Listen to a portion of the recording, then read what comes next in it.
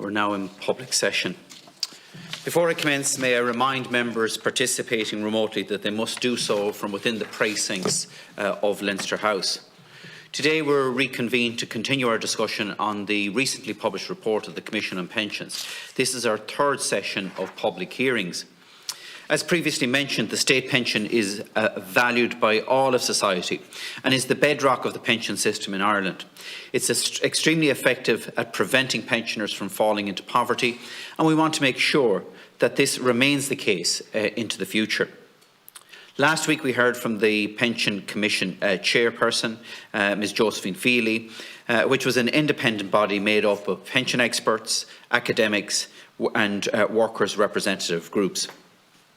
The Commission has completed its work and its comprehensive report was published last month.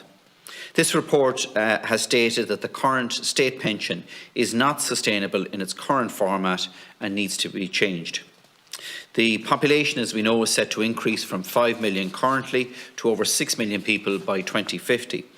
And that is something that we need to plan for in order to ensure that older people have an adequate pension and a safety net to keep them out of poverty. So there are clear challenges in ensuring the sustainability of state pensions for future generations. This has been known for many years and confirmed by the report of the Commission on Pensions. The Government has asked this committee for our views on the recommendations set out in the report, and this follows on from the committee's remit and our recent submission to the Commission on Pensions. Our committee, in its own submission to the Pensions Commission and during contributions at the various pension hearings, has consistently highlighted the issues related to those people in manual employment who may not be physically able to continue work beyond 65, and a related group, namely family carers, who may not have the contributions to avail of a full contributory pension. At our hearings last week, we touched on this particular pension challenge facing family carers in the home, predominantly women, and also the self-employed, particularly those in the construction industry. And in this regard, I'd like to welcome to the meeting today Mr Michael Taff, Senior Economist with SIPTU, Rachel Ryan, Barrister and Head of the Legal Services Unit in SIPTU, Liam Burney, Industrial Officer with ICTU, and Claire Duffy, Policy and Public Affairs Manager with Family Carers Ireland. You're all very welcome this morning.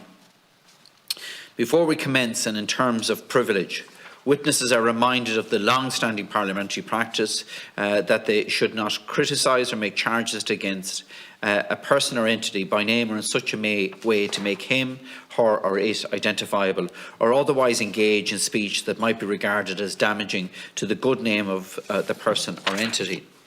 Therefore, if your statements are potentially defamatory in relation to an identifiable person or entity, you are directed to discontinue your remarks.